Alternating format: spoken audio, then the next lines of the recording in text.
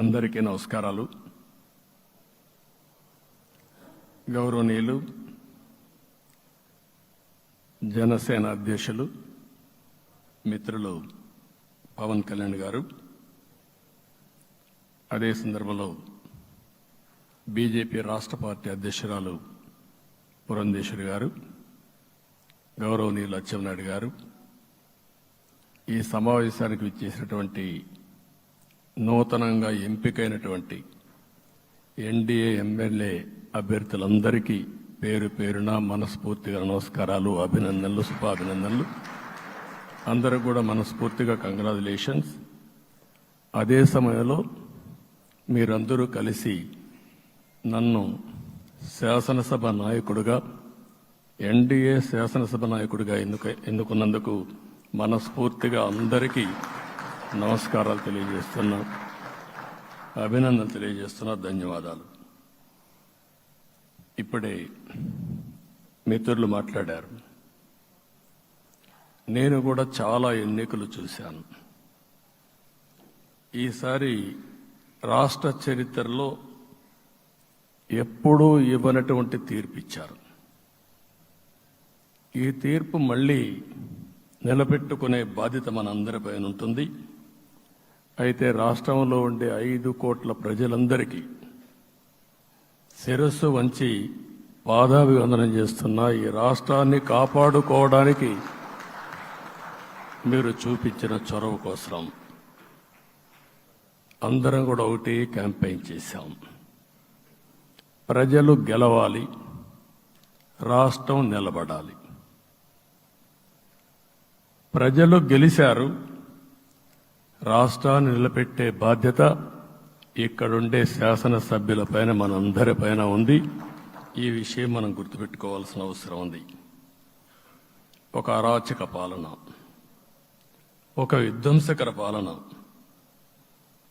మామూలుగా ఇది చూస్తే ఈ కూటమి ఏర్పాటు చేసినప్పుడు కూడా నేను ఎప్పుడూ మర్చిపోలేను. ఇప్పుడే పురంధేశ్వరి గారు చెప్పారు, పవన్ కళ్యాణ్ గారు చెప్పారు.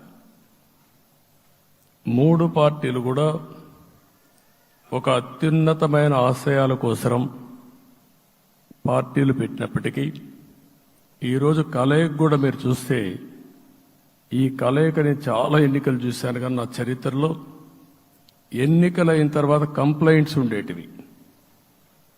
ఇక్కడ పలానోళ్ళు సరిగా పనిచేయలేదు, ఇక్కడ ఈ నాయకులు కోఆపరేట్ చేయలేదని. నేను చూసిన మొట్టమొదటి ఎన్నిక, ఈసారి ఎన్నికల్లో మాత్రం 100కి 100% 3 పార్టీల నాయకులు, కార్యకర్తలు సమిష్టిగా పనిచేశారు. దానికి కారణం మనం ఒకసారి అన్వేషిస్తే, ప్రజలు మనోభావాలకు అనుగుణంగా మన కార్యకర్తలు కూడా ప్రవర్తించే పరిస్థితికి వచ్చారు. రాష్ట్రంలో ఉండే ప్రతి ఒక్క కార్యకర్తని, 3 పార్టీల తరపున ఉండే ప్రతి ఒక్క కార్యకర్తని, నాయకుడిని మనస్ఫూర్తిగా అభినందిస్తున్నా, ధన్యవాదాలు తెలియజేస్తున్నా, కృతజ్ఞతలు తెలియజేస్తున్నా. మేము చాలా వేవ్స్ చూసాం. 94లో 1 సైడ్ ఎన్నికలు జరిగాయి. అప్పుడు కూడా ఇన్ని సీట్లు రాలా, ఇన్ని ఓట్లు రాలా. ఈరోజు మనం చూస్తే 175 సీట్లకు గాను 164 సీట్లు గెలిచాం. అంటే 11 సీట్లే ఓడిపోయాం. అంటే స్ట్రైకింగ్ రేట్ 93%. అంటే మామూలుగా 93% రావడం అనేది దేశ చరిత్రలోనే అరుదైన అనుభవం ఇది. అలాంటి అనుభవం ఇక్కడ చూపించారు. ఓటింగ్ కూడా 57% ఓట్లు వేశారు. మనకు 50% ఓట్లు ఇస్తే ఎక్కువ అనుకుంటాం. అలాంటిది 57% ఆవరేజ్గా ఈ రాష్ట్ర ప్రజానీకం మనల్ని ఆశీర్వదించారంటే మనలో ఎంత బాధ్యత పెరిగిందో మనం ఒక్కసారి గుర్తుపెట్టుకోవాల్సిన అవసరం ఉంది. జిల్లాల వారీగా, పార్లమెంట్ల వారీగా విశ్లేషిస్తే శ్రీకాకుళం క్లీన్ స్వీప్, 7కు 7 గెలిచాం. విజయనగరం అన్నీ గెలిచాం. అరకు 2-3 ఎన్నికల్లో మనం గెలవకుండా ఈసారి ఎన్డీఏ అభ్యర్థులు చూస్తే 7కు 5 గెలిచాం. మన దురదృష్టం పార్లమెంటు పోయింది. అక్కడి నుంచి వైజాగ్ 7కు 7 గెలిచాం. అనకాపల్లి 7కు 7 గెలిచాం. దెన్ తూర్పుగోదావరి, కాకినాడ, అమలాపురం, రాజమండ్రి, నరసాపురం, పక్కన వస్తే ఏలూరు, మచిలీపట్నం, కృష్ణా, గుంటూరు, నరసరావుపేట, బాపట్ల అన్స్టాపబుల్ 7కు 7 గెలిచాం. అక్కడి నుంచి ఒంగోలులో బ్రేక్ పడింది, ఒక 2 సీట్లు పోయినాయి. అక్కడి నుంచి నెల్లూరు 7కు 7 గెలిచాం. తిరుపతి 7కు 7 గెలిచాం. కానీ దురదృష్టం పార్లమెంటు పోగొట్టుకున్నాం.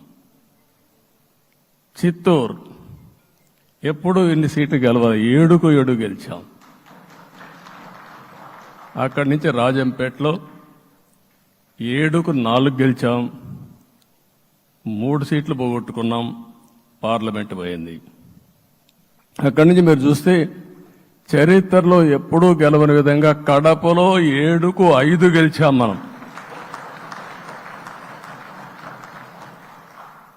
ఆ తర్వాత అనంతపురకు వస్తే క్లీన్ స్వీప్ 7కు 7 గెలిచాం. హిందూపూర్లో 7కు 7 గెలిచాం. నంద్యాల ఎప్పుడూ ఊహించని విధంగా 7కు 7 గెలిచాం. ఆ తర్వాత కర్నూలుకు వస్తే 7కు 5 గెలిచాం.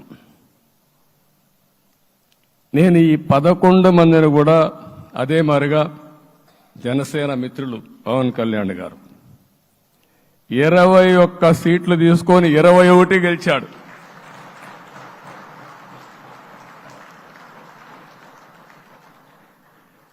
బీజేపీ 10 సీట్లు తీసుకుంటే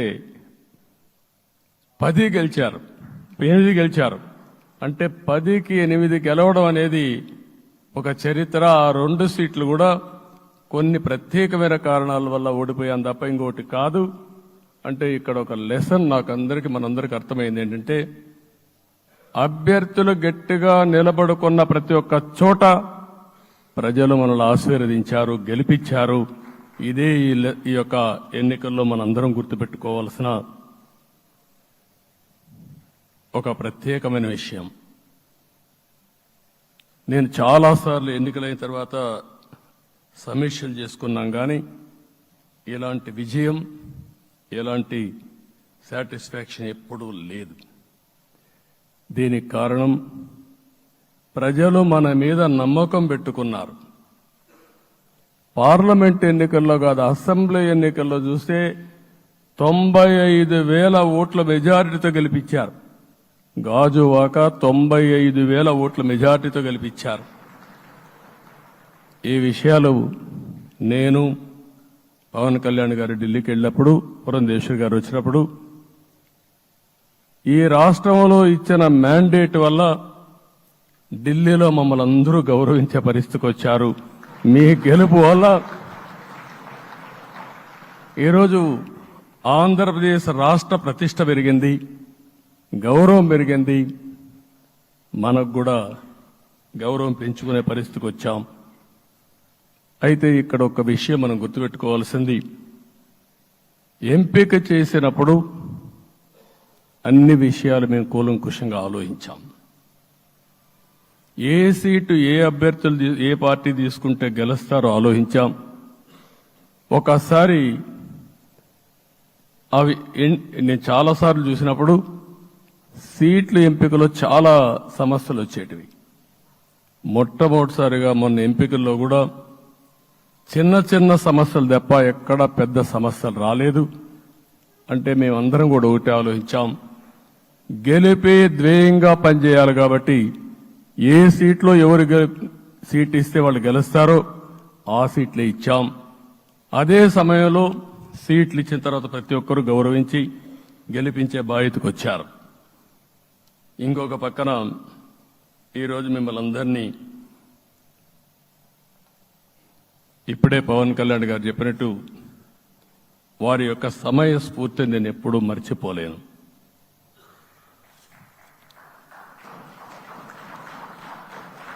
మొట్టమొదటిసారిగా నేను జైల్లో ఉన్నప్పుడు వచ్చాడు. వచ్చినప్పుడు నన్ను పరామర్శించాడు. బయట వచ్చి ఈ రాష్ట్రం అంత మునుపు చెప్పినా, అంత మునుపు అనేక సందర్భాల్లో ప్రభుత్వ వ్యతిరేక ఓటు చేయకూడదని చెప్పారు. కానీ నన్ను చూసి బయటికి వెళ్ళిన తర్వాత ఈరోజు తెలుగుదేశం జనసేన పొత్తు పెట్టుకుంటున్నామని చెప్పిన మొదటి వ్యక్తి పవన్ కళ్యాణ్ గారు. అప్పటికే బీజేపీతో పొత్తుంది. అయితే ఒక మాట చెప్పాడు, బీజేపీతో పొత్తుంది, బీజేపీ, తెలుగుదేశం, జనసేన 3 పార్టీలు కలిసి పోటీ చేస్తామని కూడా చెప్పి మళ్ళీ ఆ ప్రయత్నం చేసి కడాన రాష్ట్ర ప్రయోజనాల దృష్ట్యా బీజేపీ, తెలుగుదేశం, జనసేన పొత్తు పెట్టుకున్నాం. మనస్ఫూర్తిగా ఆయన అభినందిస్తున్నా. ఆ రోజటి నుంచి ఎలాంటి పొరపక్షాలు లేకుండా కలిసి పనిచేశారు. మాకు కొన్ని అనుమానాలు ఉండేటివి. ఓటు ట్రాన్స్ఫర్ అవుతుందా లేదా,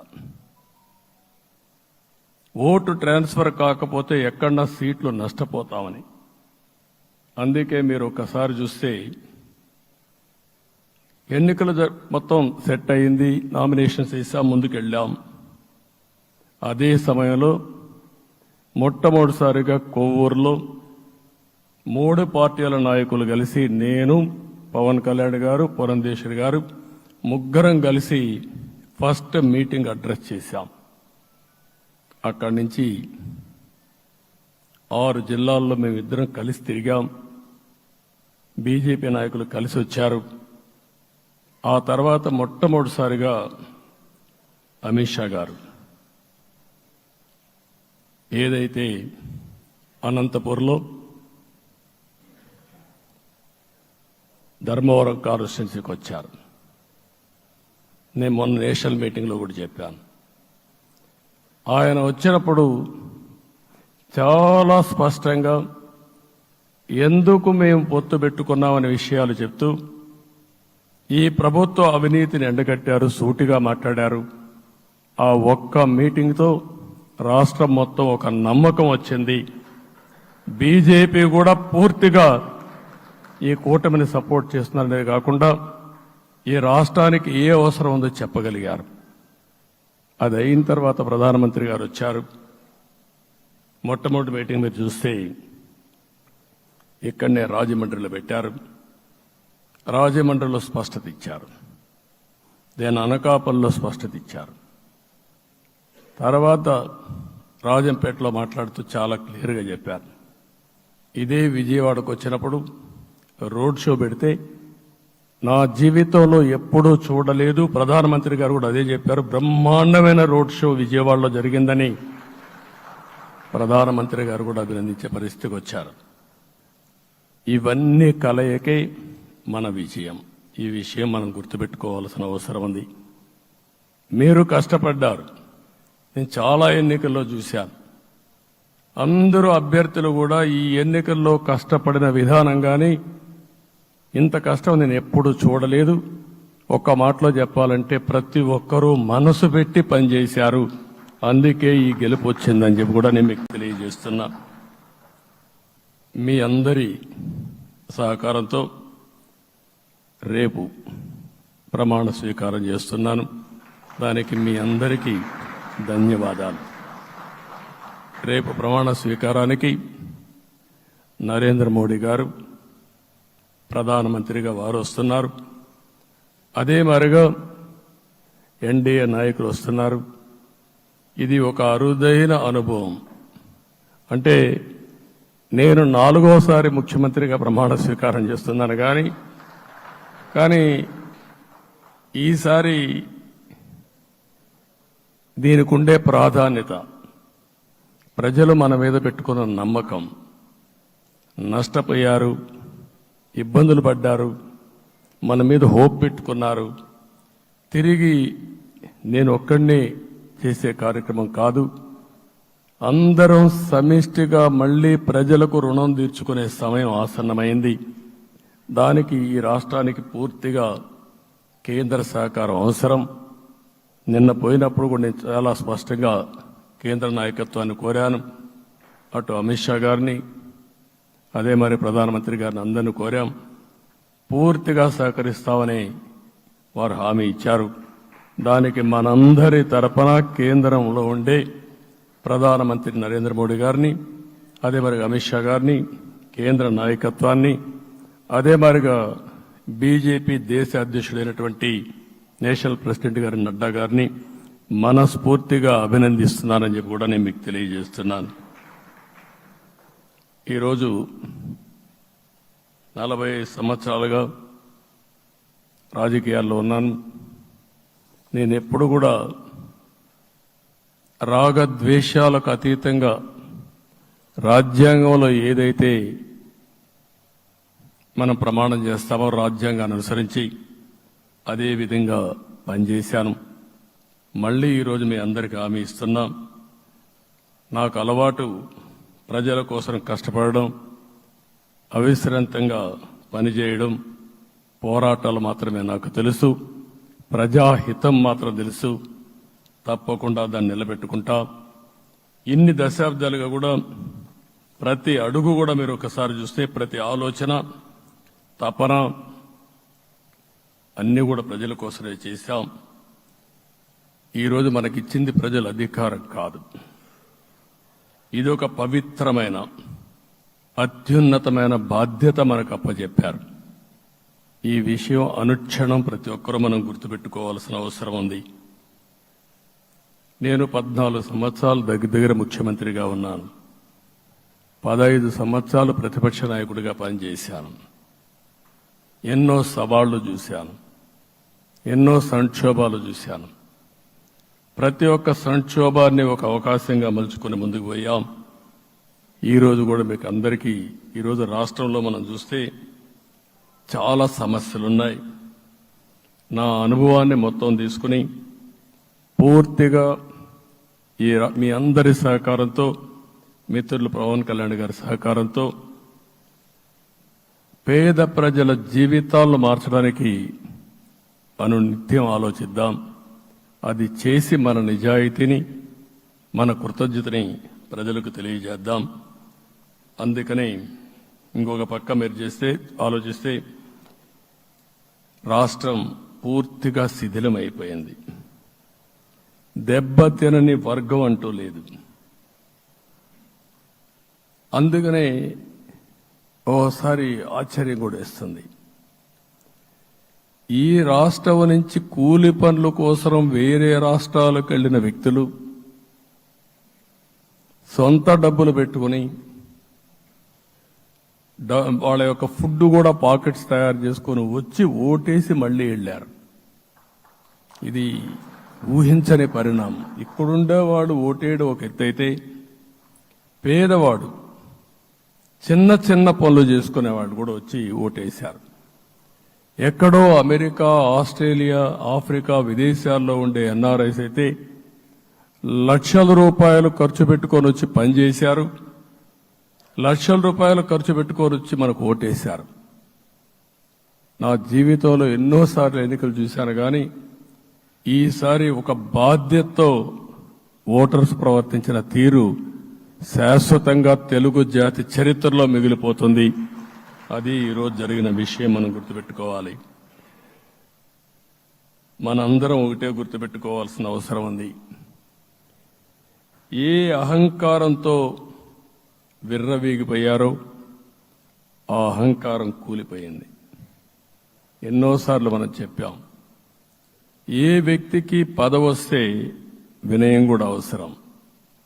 పదవొచ్చిందని విర్రవీగిపోయి రేపనేది లేకుండా ఉంటుందనుకుంటే మాత్రం ఇదే జరిగే పరిస్థితి వస్తుంది. అయితే మీ అందరినీ నేను కోరేది ఒకటే, ఇవన్నీ ఒక కేస్ స్టడీగా మీరందరం స్టడీ చేసుకోవాల్సిన అవసరం ఉంది. ప్రజలు బూతులు మాట్లాడే నేతల్ని, అరాచక శక్తుల్ని, అవినీతి పరుల్ని చూశారు. పాలకులంటే ఎలా ఉండాలో చూశారు. ఈ 5 సంవత్సరాల్లో పాలకుడు ఎలాంటి వాడు వచ్చి అర్హత లేని వ్యక్తి ఏ విధంగా ఉన్నాడో చూశారంటే, ఈరోజు ఇచ్చిన తీర్పు ఈ 5 ఏళ్లు పరిపాలించినటువంటి వ్యక్తి యొక్క ప్రవర్తన చూసిన తర్వాత ఇలాంటి వ్యక్తి పాలనకు పనికిరాడనే ఉద్దేశంతో ఓట్లు చేసే పరిస్థితికి వచ్చారు. ఇది నా ఉద్దేశ ప్రకారం ఒక కేస్ స్టడీ అవుతుంది, మనందరం కానీ జాగ్రత్తగా ఆలోచిస్తే. కానీ మనం కూడా అదే విధంగా కక్ష తీర్చుకోవాలి అని కానీ మనం ముందుకు పోతే మనకు కూడా సమస్య వస్తుంది. అదే సమయంలో ఒకటే చెప్తున్నా, తప్పు చేసిన వాడిని క్షమించి పూర్తిగా వదిలిపెడితే కూడా మళ్ళా అలవాటుగా మారుతుంది. తప్పు చేసిన వాళ్లకు శిక్ష పడవలసిన అవసరం ఉంది, చట్టపరంగా శిక్షించాల్సిన అవసరం ఉంది. అదే సమయంలో విధ్వంస రాజకీయాలు, కక్షా రాజకీయాలు కాకుండా ఇవన్నిటిని ప్రక్షాళన చేయాల్సిన అవసరం ఉందని చెప్పి కూడా నేను మీకు తెలియజేస్తున్నా. ఇంకొక పక్క 5 ఏళ్లలో ఎన్నో సంవత్సరాలు చూశాను కానీ కార్యకర్తలపైన దాడులు, హింసా రాజకీయాలు, అక్రమ కేసులు, వేధింపులు, కడాన సోషల్ యాక్టివిస్టులు కూడా ఇష్టానుసారంగా కేసులు పెట్టి హెరాస్ చేస్తే నిద్రపోకుండా వాళ్ళు కాపాడుకున్నాం. ఇంకొక పక్కన అన్ని పార్టీలకు 3 పార్టీలకు అనుభవం ఉంది. ఈరోజు మీరు చూస్తే ప్రాణాలు తీస్తూ అరాచకంగా ప్రవర్తిస్తూ తెలుగుదేశం పార్టీలో ఒక ఉదాహరణ చూసినప్పుడు అన్ని పార్టీలకు వర్తిస్తుంది. ఏదైతే మన పార్టీకి వ్యతిరేకంగా నేను ఆ పేర్లు చెప్పకూడదు కాబట్టి చెప్పలేదు, కానీ స్లోగన్ ఏమంటే కడాన మెడ మీద కత్తున్న జై తెలుగుదేశం అంటూ ప్రాణాలు వదిలిపెట్టే పరిస్థితికి వచ్చారు. ఇది ఊహించని పరిణామాలు ఇవన్నీ. ఇప్పుడు కూడా కళ్ళ ముందర తిరిగే పరిస్థితి వస్తుంది. అందుకే ఈరోజు మనందరం కూడా ఇవన్నీ గుర్తుపెట్టుకొని, నాకు జరిగిన అవమానాలు చూశారు. నేను అందుకే మా కుటుంబానికి జరిగిన అవమానంతో నేను కూడా భరించలేక బయట వచ్చినప్పుడు ఒకటే శపథం చేసి వచ్చాను. ఆ శపథం, ఇది గౌరవ సభ కాదు, ఇది కౌరవ సభ. ప్రజాక్షేత్రంలో గెలిచి మళ్లీ ఈ సభను గౌరవ సభగా చేసి అడుగు పెడతానని చెప్పి శపథం చేసి బయట వచ్చాను. ఓసారి ఇవన్నీ చరిత్ర. ఆ శపథాన్ని ప్రజలు గౌరవించారు. గౌరవించిన ప్రజల్ని నిలబెట్టే బాధ్యత మనందరిపైన ఉంది. సభను కూడా ఎన్నోసార్లు పవన్ కళ్యాణ్ గారు చెప్పారు, భవిష్యత్తులో ఆంధ్రప్రదేశ్ శాసనసభని ఒక గౌరవ సభగా చేసి ప్రజా సమస్యల్ని చర్చిస్తామని చాలా స్పష్టంగా చెప్పారు. అలాంటి బ్రహ్మాండమైన వాతావరణం క్రియేట్ అవుతుంది. దానికి ఒక శాసనసభాపక్ష నాయకుడిగా నేను హామీ ఇస్తున్నా. మళ్లీ ఈ సభను గౌరవ సభగా, ఈరోజు మన పరిపాలన ప్రజా ప్రభుత్వంగా మనం ముందుకు పోవాల్సిన అవసరం ఉంది. ముందుకు పోతామని చెప్పి కూడా నేను మీకు తెలియజేస్తున్నా. ఇంకా కిందికి డెప్త్కి వెళ్తే గవర్నమెంట్లో ఏముందో ఇప్పటికి తెలియదు, ఎంత అప్పు ఉందో తెలియదు, ఎక్కడెక్కడ తెచ్చారో తెలియదు. ఇవన్నీ కూడా డెప్త్కి వెళ్ళినప్పుడు ఎన్ని లక్షల కోట్ల అప్పు ఉంది, ఏదేది తాకట్టు పెట్టారు, ఆర్థిక వ్యవస్థ ఏ విధంగా చిన్నాభిన్నం అయిపోయింది, ఇవన్నీ కూడా అధ్యయనం చేసుకోవాల్సిన అవసరం ఉంది. ఇరిగేషన్ రంగాన్ని పూర్తిగా నిర్వీర్యం చేశారు. రాష్ట్రానికి అతి ముఖ్యమైన ప్రాజెక్టు పోలవరం. కేంద్రం క్లియర్గా పోలవరానికి సహకరించారు. నాకు ఇప్పుడు కూడా జ్ఞాపకం ఉంది, 2014 కంటే ముందు నేను ముఖ్యమంత్రి అయ్యాను, ఎంపికయ్యాను, ఢిల్లీకి వెళ్ళాను, ఢిల్లీకి వెళ్ళినప్పుడు 7 మండలాలు తెలంగాణలో ఉన్నాయి. పోలవరం ముంపుకు గురి అయ్యే 7 మండలాలు తెలంగాణలో ఉన్నాయి. ఆ 7 మండలాలు అక్కడుంటే జూన్ 2వ తారీఖున నోటిఫికేషన్ వస్తే ఆ తర్వాత తెలంగాణ అనుమతి ఉంటే తప్ప, పునరావాసానికి ఒప్పుకుంటే తప్ప మనం పోలవరం కట్టే పరిస్థితి లేదు. ఆ రోజు రాజ్నాథ్ సింగ్ గారు పార్టీ అధ్యక్షుడు. అదే మాదిరిగా ఆ రోజు వెంకయ్యనాయుడు గారు కూడా యాక్టివ్గా ఉన్నారు. నేను ఒకటే కోరాను, ప్రజలు నన్ను ఎంపిక చేసుకున్నారు, ఇక్కడ మనం ఎన్డీఏ వచ్చింది, ఈ ప్రాజెక్టు పూర్తి కావాలంటే ఆ 7 మండలాలు ఆంధ్రప్రదేశ్ రాష్ట్రానికి ఇస్తే తప్ప పూర్తి కాదు. మీరు 7 మండలాలు ఇవ్వకపోతే నేను ప్రమాణ స్వీకారం చేయను, నాకు ఈ పదవి వద్దని ఆ రోజు చాలా స్పష్టంగా చెప్పాను. ఇది ఎప్పుడు కూడా చరిత్రలో ఎప్పుడు జరగని విషయం. ఆ రోజు ప్రధానమంత్రి గారు నరేంద్ర మోడీ గారు ఇవన్నీ ఆలోచించి ఫస్ట్ క్యాబినెట్ మీటింగ్లో పెట్టి ఒక ఆర్డినెన్స్ ఇచ్చి ఆ 7 మండలాలు ఆంధ్రప్రదేశ్కి ఇచ్చి తర్వాత పార్లమెంట్ సమావేశాలు పెట్టుకున్నారంటే అది ఒక చరిత్ర. అంటే ఆ రోజు కానీ కేంద్రంగాన 7 మండలాలు ఇవ్వకపోయుంటే పోలవరం ప్రాజెక్టు ప్రారంభమయ్యేది కాదు. అన్ని కష్టాలు పడి మళ్లీ డబ్బులన్నీ కోర్టులో ఉండే కేసులన్నీ విత్డ్రా చేయించి అన్నీ చేయించాం. 72% పనులు పూర్తి చేశాం. ఈరోజు మళ్లీ మొదటికి వచ్చింది. డయాఫామ్ వాల్ పూర్తిగా కొట్టుకొని పోయే పరిస్థితికి వచ్చింది, డ్యామేజ్కి అయ్యే పరిస్థితి వచ్చింది, ఎక్కడుందో తెలియని పరిస్థితి. మళ్లీ కేంద్ర సహకారంతో రాష్ట్రానికి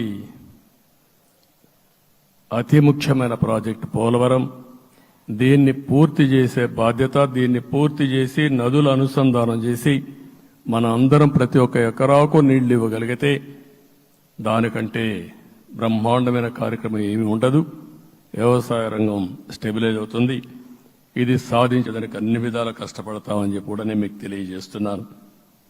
ఇంకొక పక్క వ్యవసాయ రంగం పూర్తిగా సంక్షోభంలో పడిపోయింది. రైతులు అప్పుల పాలయ్యారు. 5 ఏళ్లలో 9 సార్లు కరెంటు ఛార్జీలు పెంచారు. ఈ విధంగా ఇవన్నీ కూడా ఇంకొక పక్క మీరు చూస్తే అమరావతి 10 సంవత్సరాల తర్వాత మన రాజధాని ఏదంటే చెప్పుకోలేని పరిస్థితి. ఇప్పటికి కూడా మనకు గుర్తొచ్చేది ప్రజావేదిక విధ్వంసం. అలాంటి దుర్మార్గమైన కార్యక్రమాలు జరిగాయి.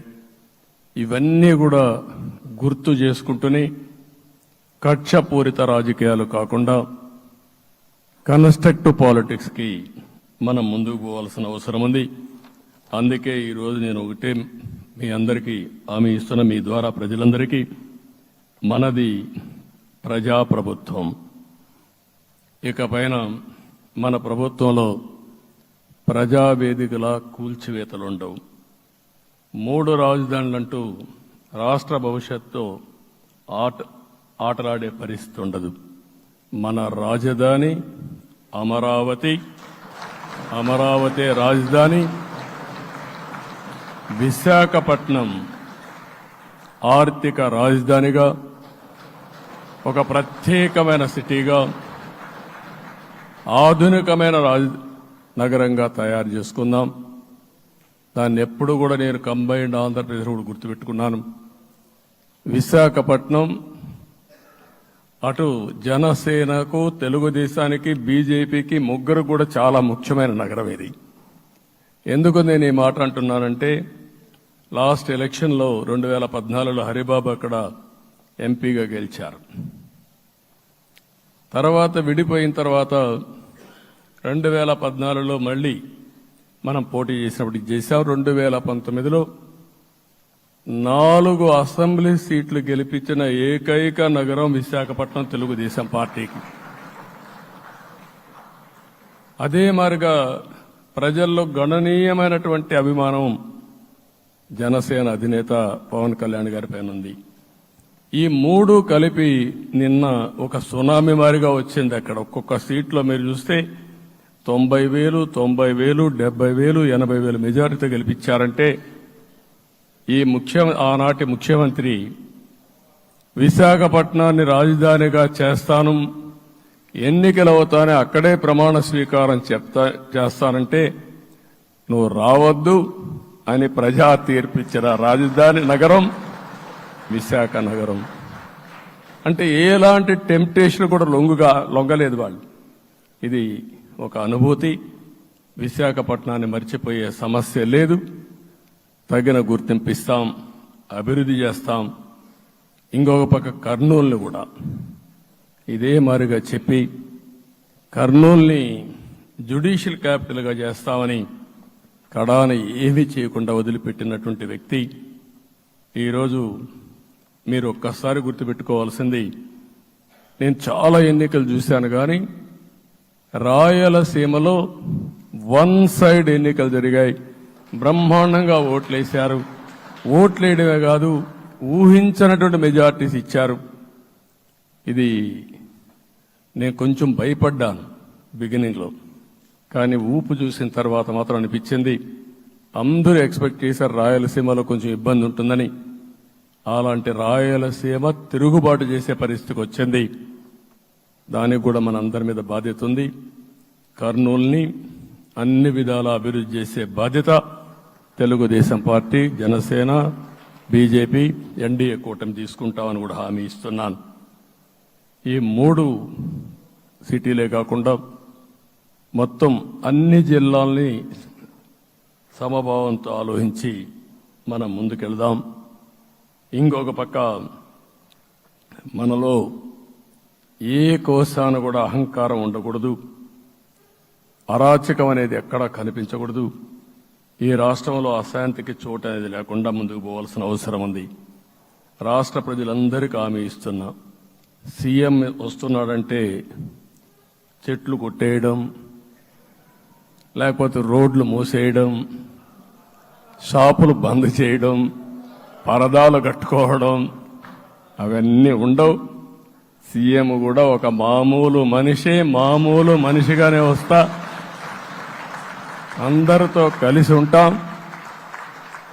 నేను సీఎంగా ఉన్నా మా మిత్రుడు పవన్ కళ్యాణ్ గారు ఏ హోదాలో ఉన్నది కూడా రేపు అనౌన్స్ చేసుకుంటాం. మేమందరం కూడా సామాన్యమైన వ్యక్తులుగానే వస్తాం మీ దగ్గరికి, మీలో ఒక వ్యక్తిగా ఉంటాం. మాకు హోదా సేవ కోసరం తప్ప పెత్తనం కోసరం కాదు. ఆ విషయం ప్రజలందరికీ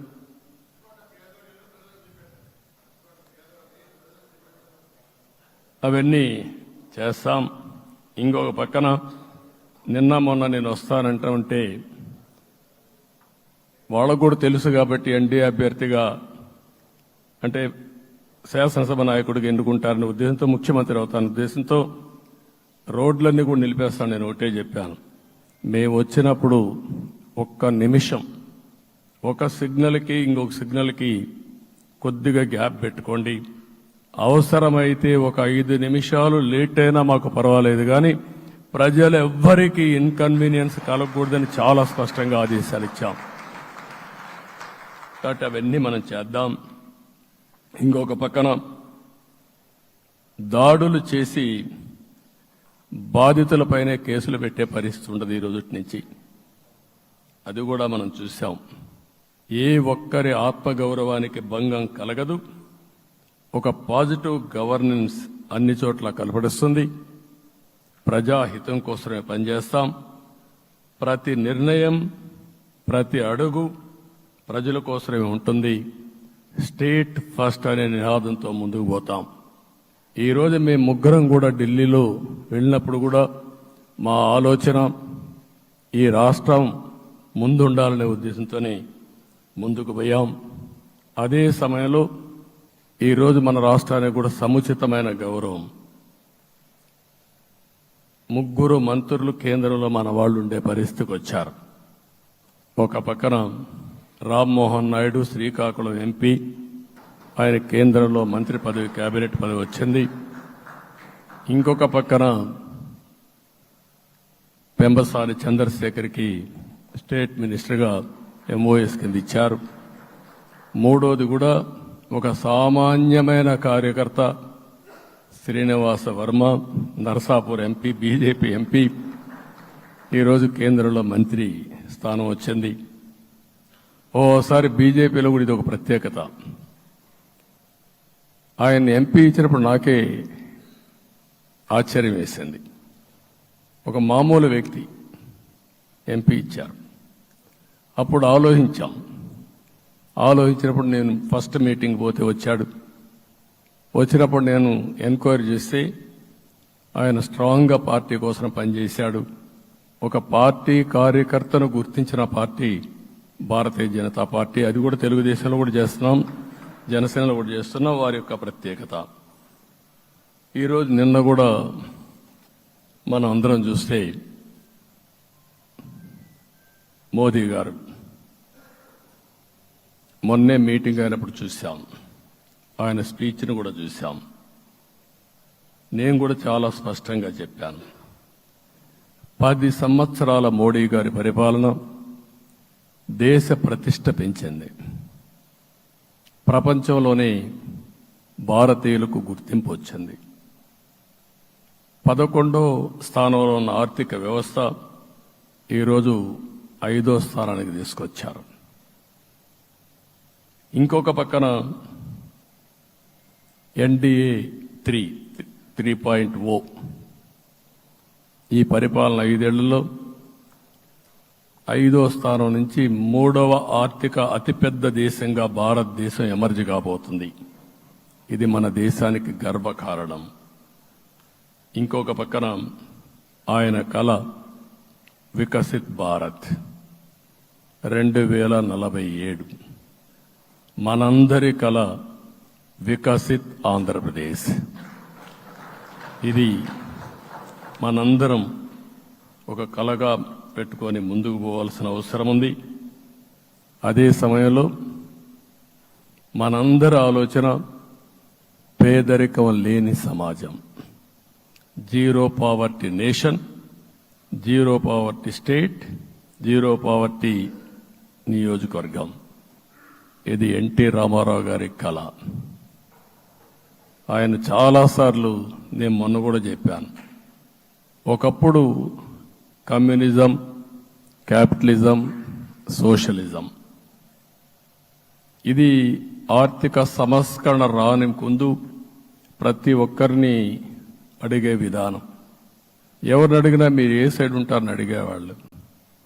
అలాంటి సమయంలో ఎన్టీ రామారావు గారిని మీరు ఏ ఇజాన్ని నమ్ముతారో చెప్పమంటే, నాకు ఈ ఇజాల గురించి తెలియదు, నాకు తెలిసింది ఒకే ఒక ఇజం, అది హ్యూమనిజం అని చెప్పిన ఏకైక నాయకుడు భారతదేశంలో ఎన్టీ రామారావు గారు.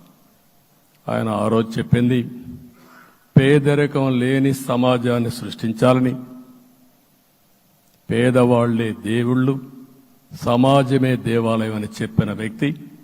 ఆ కళని సాధికారం చేద్దాం. అదే నేను నిన్న చెప్పినప్పుడు కూడా ఈ దేశం అభివృద్ధి కావడంలో ఎలాంటి అనుమానం లేదు. కానీ ఆ అభివృద్ధి ఫలితాలు పేదవాళ్లకు తీసుకుపోవడంలో కాన్షియస్ ప్రజా నిర్ణయాలు తీసుకోవాలి, పబ్లిక్ పాలసీ తీసుకోవాలి. దానికి మన రాష్ట్రం నాంది పలికి కేంద్రానికి కూడా ఒక ఆదర్శంగా మనం నిరూపించుకుందాం. దానికి మీరందరూ కూడా మీ స్థాయిల్లో మీరు చేయాల్సిందిగా నేను కోరుకుంటూ ఈరోజు ప్రజలందరికీ విజ్ఞప్తి చేస్తున్నాం. మీరు ఓట్లేశారు, మమ్మల్ని గెలిపించారు, మీరు గెలిచారు, మీ పని అయిపోలేదు. కానీ మమ్మల్ని అనునిత్యం ఆశీర్వదించుతూ నడిపించే బాధ్యత ప్రజల్ని తీసుకోమని పూర్తిగా కోరుకుంటున్నాం. ప్రజాస్వామ్యంలో ఎప్పుడు కూడా ఓట్లేసి బాధ్యత లేకుండా ఉండేవాళ్ళు, కావాల్సింది అడిగేవాళ్ళు. నిన్న ఎన్నికల్లో చాలా మందిని చూశాను. ఫస్ట్ టైం పోలింగ్ ప్రారంభం అవుతానే అరాకొర వచ్చేవాళ్ళు. పోలింగ్ స్టేషన్లో కూడా మనుషులు ఉండేవాళ్ళు కాదు. కొంతమంది మధ్య తరగతి అబవ్ ఉండేవాళ్ళైతే ఎప్పుడో మధ్యాహ్నం పైన పోదామని ఇంట్లో లీజర్గా పడుకునేవాళ్ళు. మధ్యాహ్నం పైన కూడా ఖాళీగా ఉంటే వచ్చేవాళ్ళు, ఎండలు ఎక్కువ ఉంటే కొంతమంది అవాయిడ్ చేసేవాళ్ళు. అందుకే మొన్న ఎన్నికల్లో మీరు చూస్తే ఫస్ట్ అవర్లో ప్రతి ఒక్క పోలింగ్ స్టేషన్ ఫుల్గా క్యూలు ఉన్నాయి. ఆ క్యూలు కంటిన్యూ అయింది. మీరు చూస్తే రాత్రి 2 గంటల వరకు క్యూలో నిలబడుకొని ఓట్లు వేశారంటే వాళ్ళ బాధ్యత వాళ్ళు నెరవేర్చారు. దానికి మనం అందరం గుర్తుపెట్టుకొని ఏ విధంగా చేయాలనో మనం కూడా చేయాల్సిన అవసరం ఉంది. ప్రజలందరికీ విజ్ఞప్తి చేస్తున్నా, మమ్మల్ని నడిపించండి. ఎక్కడైనా మేము తప్పు చేస్తే చెప్పే విధానం కూడా ఎస్టాబ్లిష్ చేస్తాం. ఎప్పటికప్పుడు ఫీడ్బ్యాక్ ఇవ్వండి. ఫైనల్గా కలిసి సాగుదాం, రాష్ట్రాన్ని పునర్నిర్మాణం చేద్దాం. నా జీవితంలో నేను చాలా చూశానుగా నాకు ఒకటే కోరిక, భారతదేశం ప్రపంచ దేశాల్లో నెంబర్ 1 దేశంగా తయారు కావాలి. అవుతుంది, దాంట్లో అనుమానం లేదు. 2047కి ప్రపంచంలో భారతదేశం మొదటి స్థానం బాగా పనిచేసుకుంటే, లేకపోతే 2వ స్థానంలో మనం ఉంటాం. అదే సమయంలో ప్రపంచం మొత్తం భారతీయులు నెంబర్ 1 స్థానంలో ఉంటారు. అది నరేంద్ర మోడీ గారి కళ. అది డెఫినెట్గా జయప్రదం అవుతుందని నేను ప్రగాఢంగా విశ్వసిస్తున్నా. ఇందులో నా స్వార్థం కూడా ఉంది. తెలుగు జాతి ప్రపంచంలోనే నెంబర్ 1గా ఉండాలనేది మన కోరిక. ఇప్పటికీ మీరు చూస్తే హైయెస్ట్ పర్ క్యాపిటా ఇన్కమ్ ప్రపంచంలో ఏ దేశంలోకి వెళ్ళా భారతీయులు సంపాదిస్తున్నారు. అందులో అగ్రస్థానంలో తెలుగు వాళ్ళు ఉన్నారు. అదే సమయంలో ఈ రాష్ట్రాన్ని నెంబర్ 1గా చేయాలనే సంకల్పం మనందరికీ ఉండాల్సిన అవసరం ఉంది. ఇది అసాధ్యం కాదు. ఈ రోజు ఉండే పరిస్థితిని సవరిస్తూనే మళ్లీ నిర్మాణాత్మకంగా వెళ్తే ఒక నిర్దిష్టమైన సమయం ప్రకారం ఆంధ్రప్రదేశ్ రాష్ట్రాన్ని నెంబర్ 1 చేసుకునే అవకాశం ఉంటుంది. అదే సమయంలో జీరో పావర్టీ, మన ఆలోచనలన్నీ కూడా ఒకటే మీరు ఆలోచించుకోవాలి. ఎవరైతే పేదవాళ్ళు ఉన్నారో, పేదవాళ్ళలో నిరుపేదలు ఉన్నారో దానిపైన దృష్టి పెట్టాలి. దీనికి కూడా ఒక కార్యక్రమాన్ని మనం తీసుకుంటా అని చెప్పి తెలియజేసుకుంటూ, మరొకసారి ఇది ఒక అరుదైన అనుభవం, నా జీవితంలో మరిచిపోలేనటువంటి ఘట్టం. దీనికి మిమ్మల్ని అందరినీ ఎన్డీఏ అభ్యర్థిగా ముఖ్యమంత్రిగా నన్ను ఎంపిక చేసిన ఎన్డీఏ ఎమ్మెల్యేలందరినీ పేరు పేరున మనస్ఫూర్తిగా అభినందిస్తూ, మరొకసారి బాధ్యత ఈ రోజు నుంచి ఇంకా ఎక్కువైంది. నిన్నటి వరకు ఈ రాష్ట్రంలో ప్రతి ఒక్కరికి నిద్ర లేని రాత్రులే, నా ఒక్కడికే కాదు. ఇప్పుడు తలుసుకుంటే ఓసారి బాధ వేస్తుంది. ఆ బాధపడిన రోజులు చూసుకుంటే, ఒక వ్యక్తిని జైల్లో పెట్టినప్పుడు నాకు 40 రోజుల నుంచి 90 రోజులు 100 రోజులు పట్టేది మళ్ళా బయట తేవాలంటే. మళ్ళా జైల్లో ఏం చేస్తారో తెలియదు. అక్కడి నుంచి ఇంకా ప్రెషర్ మౌంటప్ చేసుకుంటూ వచ్చాం.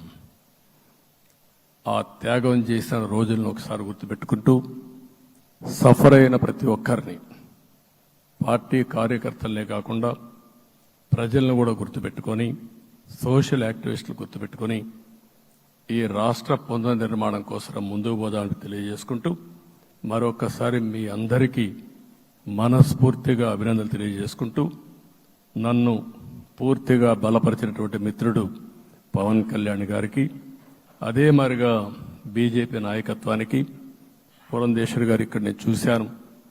మేమిద్దరం, వారు ఎంపీ అభ్యర్థిగా ఉన్నప్పటికీ ఎప్పుడో కంప్లైంట్ చేసినా లేకుంటే కోఆర్డినేషన్ ప్రాబ్లం వచ్చినా ఇమీడియట్గా స్పందించి వారు కూడా కోఆర్డినేట్ చేశారు.